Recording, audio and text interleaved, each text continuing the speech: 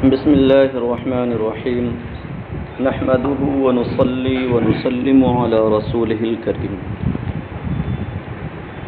فلما أبت من غربتي إلى منبت شعبتي حضرت دار كتبها التي هي منتدى المتأدبين وملتقى القاطنين منهم والمتغربين. حارث بن حمام بیان کرتے ہیں کہ پیچھے آپ نے سنا تھا کہ جس کی صحبت انہوں نے پائی تھی اور جب وہ چلا گیا تو کیا حال ہوا؟ فما راقنی من لاقنی بعد بعده ولا شاقنی من ساقنی لوصاله. بڑا منفرد المثال شخص تھا. تو ایک زمانہ تک وہ غائب رہا، اس کا کچھ پتہ نہ چل سکا. کہتے ہیں فلما ابت من غربتی، لما یہ ظرفیہ شرطیہ، ابتو آب یعوب ایابن سے فعل ماضی جس کا معنی ہوتا ہے واپس ہونا، لوٹنا. کیا ہے؟ ان الینا ایابہم ثم ان علینا حسابہم. رب فرماتا ہے پھر ہماری ہی طرف لوگوں کی واپسی. من غربتی، غربت مصدر ہے، غریب وغیرہ اس سے مشتقات آتے ہیں جن کا معنی مسافر. غربت مانے مسافرت، پردیس میں ہونا. الا منبت شعبتی، منبت اگنے کی جگہ، شعبہ کا معنی ہوتا ہے شاخ. تو اپنی شاخ کے اگنے کی جگہ سے مراد کیا ہے؟ اپنے وطن، اپنے مولد، جائے ولادت کی طرف لوٹنا. حضرت دار کتبھا، یہ لما شرطیہ کا جواب. حضرت سمجھ رہے ہیں، فعل ماضی ہے بمعنی حاضر ہونا. دار کتبھا، اس شہر میں کوئی کتب خانہ تھا تو اسی کتب خانے کو دار الکتب کہیں گے. اور ہا ضمیر الشہر کی طرف، بلدہ کی طرف لوٹ رہی، کیونکہ منبتی شعبتی سے مراد کیا ہے؟ الا بلدتی. اور بلدہ کیا ہے؟ مؤنث، اس لیے ضمیر مؤنث کی استعمال کی ہے. التی ہی منتدى المتأدبین، یہ موصول صلہ صفت ہے دار کی، دار الکتب کی. منتدى یہ باب افتعال سے اس میں ظرف ہے، اس میں مفعول کے وزن پر ظرف کا صیغہ ہے. انتداء کا معنی ہوتا ہے اجتماع، ندوہ والے مادے سے. نادی جس سے آتا ہے مجلس کے معنی میں، کیونکہ وہاں لوگ اکٹھا ہوتے ہیں اس لیے اسے مجلس اور نادی کہتے ہیں. اور مجتمع کے معنی میں ہوگا یہ منتدى، اجتماع گاہ، اکٹھا ہونے کی جگہ. المتأدبین بمعنی طلبہ ادب، ہو گیا ادب حاصل کرنے والے طلبہ. وملتقى القاطنین منهم والمتغربین، قاطنین اس میں فاعل قاطن یقطن سے جس کا معنی قیام کرنا، مقیم کے معنی میں ہوگا. اور متغربین اسے غربت سے باب تفاعل سے اس میں فاعل جس کا معنی مسافر، پردیسی. کہتے ہیں فلما ابت من غربتی الی منبت شعبتی، پس جب میں اپنی مسافرت سے اپنے وطن کی طرف لوٹا، اپنی شاخ اگنے کی جگہ یعنی اپنے وطن کی طرف لوٹا، تو میں اس کے اس کتب خانے میں گیا، اس کی اس لائبریری میں حاضر ہوا. التی ہی منتدى المتأدبین، جو کہ طلبہ علم ادب کی اجتماع گاہ، جہاں ادب کے شائقین، ادب کے طلبہ اکٹھا ہوتے ہیں.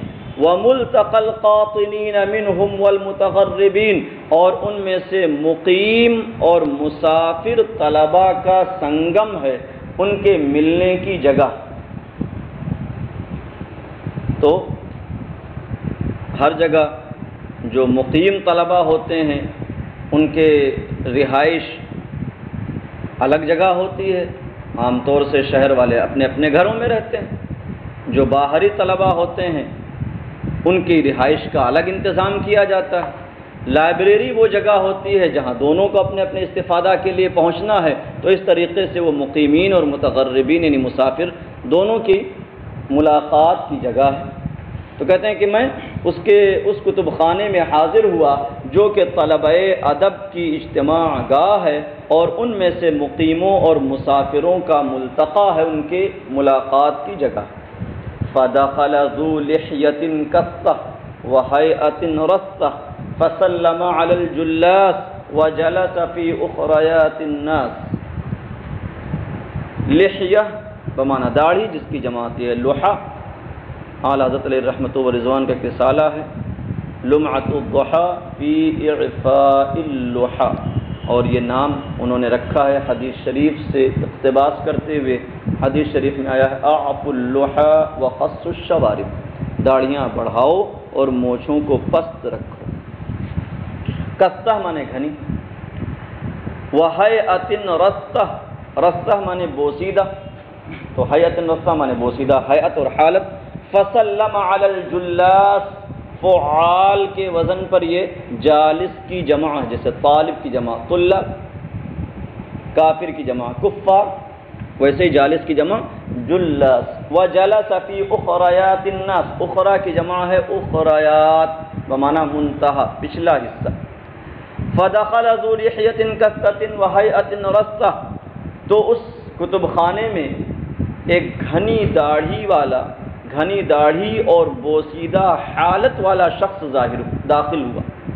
ایک ایسا شخص آیا جس کے داڑھی گھنی تھی اور بڑی بوسیدہ حالت والا تھا۔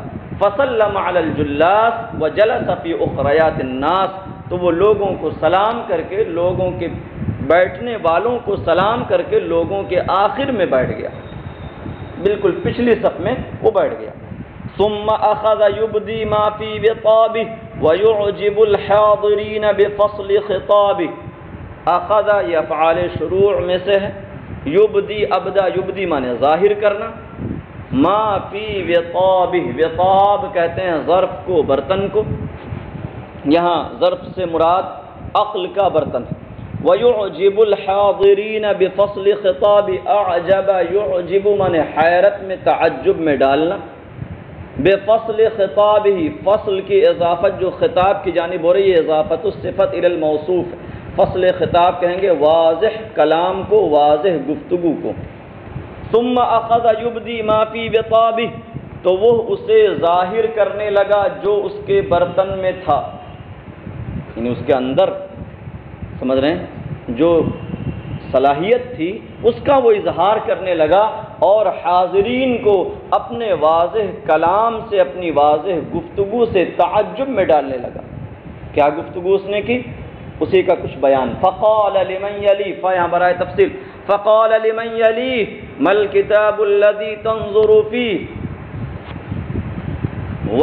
ولی یلی بمعنی قریب ہونا، متصل ہونا، تو اس نے اس سے کہا جو اس کے متصل، اس کے قریب تھا۔ کیا کہا؟ مل کتاب الذی تنظر فی، کون سی ہے وہ، کیا ہے وہ کتاب جس میں تو دیکھ رہا ہے، یعنی تو کون سی کتاب پڑھ رہا ہے، کون سی کتاب ہے یہ؟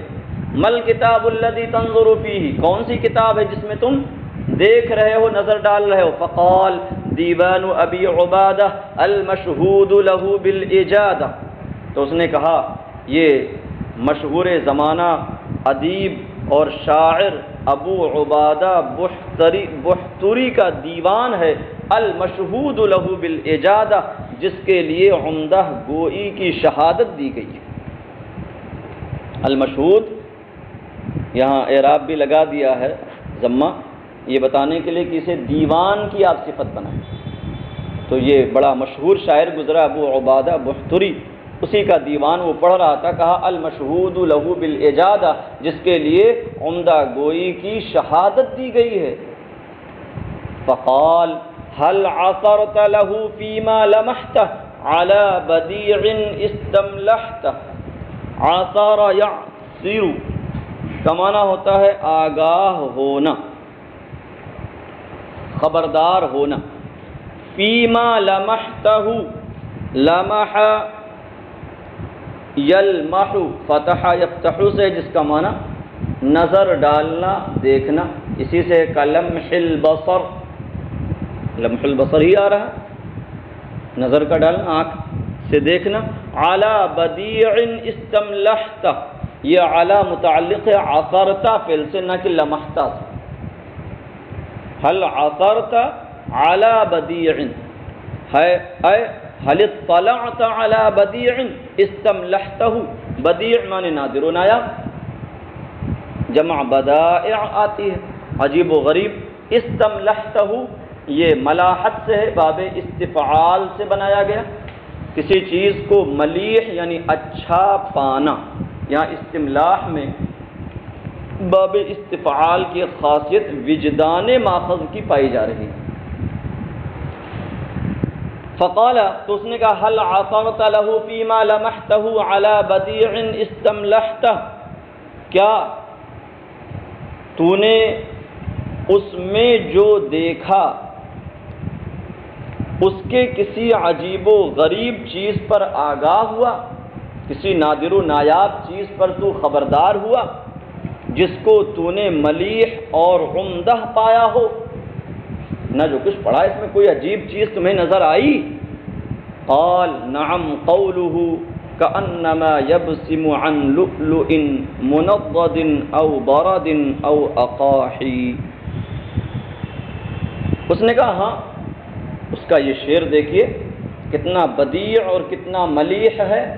كأنما يبسم عن لؤلؤ منضد عن او برد او اقاحی، اس میں شاعر اپنے ممدوح کی تعریف کر رہا ہے، اور تعریف بھی اس کے ہنسنے کے وقت اس کے جو دانت ظاہر ہوتے ہیں ان دانتوں کی۔ تو دانتوں کی 3 تشبیہات اس نے یہاں جمع کی۔ ایک تشبیہ دانتوں کو دی ہے لؤلؤ منضد سے، لؤلؤ کا معنی ہوتا ہے موتی جس کی جمع لآلی آتی ہے، منضد تنضید سے اس میں مفعول ہے جس کا معنی ہوتا ہے بالترتیب رکھنا۔ ہاں تو لؤلؤ منضد کا معنی بالترتیب رکھے ہوئے موتی۔ او برد، برد کا معنی ہے اولا، جو برف آسمان سے گرتی ہے اولا، اس کو برد کہتے ہیں، نہایت صاف شفاف ہوتی ہے سفید رنگ کی۔ او اقاحی، یہ اقاح اقحوان کی جمع ہے، اقحوان کہتے ہیں گلے بابونا کو۔ بابونا ایک پھول ہوتا ہے اور اس میں 2 رنگ کا پھول پایا جاتا ہے، پیلا بھی اور سفید بھی۔ یہاں مقصود ہے سفید پھول، کیونکہ دانتوں کی تشبیہ یہاں مقصود ہے، اور ظاہر سی بات ہے کہ دانتوں کو تشبیہ کس بات میں دینا ہے؟ سفیدی میں۔ کہتا ہے کأنما یبسم عن لؤلؤ منضد او برد او اقاحی، میرا ممدوح گویا کہ بالترتیب رکھے موتیوں سے مسکراتا ہے، یا اولوں سے مسکراتا ہے، یا گلہائے بابونا سے مسکراتا ہے۔ یعنی جب وہ مسکراتا ہے تو اس کے جو دانت ظاہر ہوتے ہیں انہیں آپ لؤلؤ منضد بھی کہہ سکتے ہیں، انہیں برد بھی کہہ سکتے ہیں، انہیں اقحوان بھی کہہ سکتے ہیں، گلے بابونا بھی کہہ سکتے ہیں۔ فإنه ابدع في التشبیہ المودع فیہ، تو اس نے تشبیہ میں بڑی ندرت پیدا کی ہے۔ فإنه ابدع، ابدع کا فاعل یہاں کون بنے گا؟ وہی ابو عبادہ شاعر۔ تو اس شاعر نے اس تشبیہ میں ابتداء یعنی ندرت پیدا کی ہے، المودع فیہ ہے، جو تشبیہ اس شعر میں ودیعت کی گئی ہے، رکھی گئی۔ فقال له یا للعجب ولضیعة الادب لقد استسمنت یا هذا ذا ورم ونفخت في غیر ضرم۔ فقال له یا للعجب، یا یہاں پر حرف ندا تعجب کے لیے، منادى متعجب منہ ہے، یا للعجب۔ ولضیعة الادب، ضیعہ مصدر ضاع یضیع کا بمعنی ضائع ہونا، برباد ہونا۔ لقد استسمنت، استسمن یستسمن، سمین والے مادہ سے باب استفعال سے ہے، جس کا معنی ہوتا ہے موٹا سمجھنا۔ حسبان ماخذ کی خاصیت پائی جائے گی یہاں۔ پہلا تھا وجدان ماخذ، سمجھ رہے ہیں، ماخذ سے متصف پانا، اور حسبان ماخذ کا مطلب ماخذ سے متصف گمان کرنا، دونوں میں فرق سمجھ میں آ رہا ہوگا. یہاں گمان ہے، وہاں پانا بمانا یقین ہے. یا ھذا ذا ورم، یا ھذا یعنی یا فلان، یا شخص، یا رجل، ذا ورم یہ استثمنتا کا مفعول بھی ہے، ذا ہے ذو والا، حالت نصب میں ہے ذا ہو گیا. ورم کا معنی سوجن، تورم تورم، وریما یریم اس سے فعل آتا ہے. نبی کریم صلی اللہ تعالی علیہ وسلم کی کثرت عبادت اور کثرت شب بیداری کے بارے میں حتی تورمت قدماہ، اس قدر آپ شب بیداری فرماتے اور راتوں میں قیام فرماتے کہ آپ کے قدم مبارک سوج جاتے، ان میں ورم آ جاتا. وَنَفَخْتَ فِي غَيْرِ ضَرَم، نَفَخَ يَنفُخُ بمعنی پھونکنا، غرم کا معنی ہوتا ہے بھڑکتی آگ یا جلتی ہوئی چیز، اسی سے اضطرام ہے. مضطرم، یہ مضطرم کا لفظ جو ہے اس میں آیا ہے قصیدہ بردہ شریف میں، لیکن میرا خیال المدیح النبوی میں آپ لوگوں نے قصیدہ بردہ نہیں پڑھا ہوگا، تو اس میں آیا ہے. تو ضرم کا معنی آگ کہہ لیجئے یا جلتی چیز. فقال له، تو اس نے اس سے کہا یا للعجب ولضیعۃ الادب، ہائے تعجب ادب کی تباہی اور بربادی پر. لقد استثمنت یا ھذا ذا ورم، اے شخص تو نے سوجن والے کو موٹا سمجھ لیا، جس کو تو عجیب و غریب سمجھ رہا ہے تو وہ حقیقت میں عجیب و غریب نہیں ہے، یہ تو ویسے ہی ہے جیسے کسی سوجن والے کو موٹا مان لیا جائے، موٹا تصور کر لیا جائے. لقد استثمنت یا ھذا ذا ورم، اے شخص تو نے ورم والے کو، سوجن والے کو موٹا سمجھ لیا ہے. ونفخت فی غیر ضرم، اور بغیر آگ کے پھونک ماری. تو کہاں آگ جلے گی؟ ہاں، تو جب کوئی چیز بے محل تلاش کی جائے، اس کو اس کی جگہ نہیں بلکہ غیر محل میں تلاش کیا جائے، حاصل کرنے کی کوشش کی جائے، تو اس وقت یہ مقولہ بولا جاتا ہے، یہ مثل بولی جاتی ہے، نفخت فی غیر ضرم. این انت عن البیت النضر الجامع مشبہات الصغر. این انت عن البیت، تو اس نادر شعر سے کہاں ہے، کہاں غافل ہے اس نادر شعر سے. النضر بمانا نادر، صفت کا صیغہ. الجامع مشبہات الصغر، جو دانت کی تمام تشبیہات کو جامع. تو نے اس شعر میں صرف 3 تشبیہات دیکھی ہیں، یہاں دیکھ. وانشدا، اور اس نے یہ شعر گنگنایا. نفس الفداء لصغر راق مبسمه وزانه شنب ناهيك من شنبي يفتر عن لؤلؤ رطب وعن برد وعن اقاح وعن طلع وعن حبب. نفس الفداء، نفسی مبتدا اور الفداء خبر. لصغر اسی الفداء سے متعلق ہوگا. صغر بمانا دانت. راق مبسمہ، راق یراق مانے خوشگوار ہونا، عمدہ ہونا، اچھا ہونا. مبسم مانے مسکرانے کی جگہ یا مسکراہٹ. مطلب یہ ہوا کہ یہ مصدر میمی بھی ہو سکتا ہے اور اس میں ظرف بھی ہو سکتا ہے. اگر مسکراہٹ مصدر کے معنی میں لیں تو کوئی مسئلہ نہیں ہے، اور اگر مبسم مسکرانے کی جگہ مراد لیتے ہیں تو اس سے مراد ہوں گے صغر کا معنی ہو گیا دانت، اور اس کے مسکرانے کی جگہ کیا ہوئی، اس کا اوپر کا حصہ منہ. وَزَانَهُ شَنَبٌ نَاهِيكَ مِن شَنَبِ. زَانَ یزین بمعنی زینت دینا، اور شنب کہتے ہیں خوش آبی کو، مطلب پانی اور تری کی وجہ سے جو چمک پائی جائے اسے شنب کہتے ہیں. جیسے موتی ہے تو جب وہ سیپ سے نکلتا ہے اور اس پہ کچھ پانی جو ہے اس کے اندر کا لگا ہوتا ہے تو اس کی چمک اور زیادہ ہوتی. اسی لیے لؤلؤ مکنون سے تشبیہ دی جاتی ہے. لؤلؤ موتی اور لؤلؤ مکنون چھپا ہوا موتی. تو جو موتی سیپ میں چھپا ہو اور نکالا جائے تو وہ نہایت آب و تاب والا ہوتا ہے، تو اسی آب کو شنب کہتے ہیں. اسی آب سے مراد جو تاب اس کے اندر چمک پائی جا رہی ہے اس کو شنب کہتے ہیں. اور شنبن کی یہ صفت ہے ناہیک من شنبی.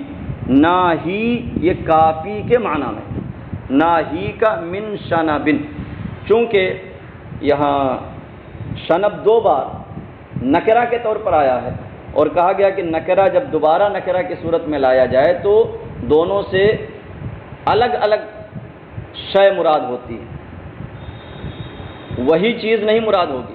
اسی لیے نفس عن نفس کا معنی کیا ہوتا ہے؟ ایک نفس دوسرے نفس سے، اس نفس سے اور مراد ہوگا، اس نفس سے دوسرا نفس، اس سے مومن نفس، اس سے کافر نفس۔ لا تجزی نفس عن نفس۔ ہاں تو ویسے یہاں بھی شنب ناہیک من شنبی، یفتر عن لؤلؤ رطب، یفتر کا معنی مسکرانا، باب افتعال سے فعل مضارع، لؤلؤ رطب، لؤلؤ کا معنی ہو چکا موتی، اس کی صفت لائیں یہاں رطب سے بمعنی تر، وعن بارد، برد وہی ہے، اقاح وہی ہے، طلع کہتے ہیں کھجور میں جو پھول ہوتا ہے پھر اس میں جو شگوفہ نکلتا ہے تو اسی شگوفے کو طلع کہتے ہیں۔ تو کھجور کا وہ شگوفہ ایسا ہوتا ہے کہ اگر چیرا جائے تو اس کے اندر نہایت سفید چیز نظر آتی ہے، تو اسی کو طلع کہتے ہیں۔ وعن حببی، حبب یہ ایک لغت ہے حباب میں جس کا معنی ہوتا ہے پانی کا بلبلہ، تو یہ حباب بھی بڑی آب و تاب والا ہوتا ہے، چمکدار سفید ہوتا ہے۔ کہتا ہے نفس الفداء لثغر راق مبسمہ، میری جان ان دانتوں پر فدا جن کی مسکراہٹ بڑی خوشگوار ہے، میری جان ان دانتوں پر فدا جن کی مسکراہٹ بڑی خوشگوار ہے۔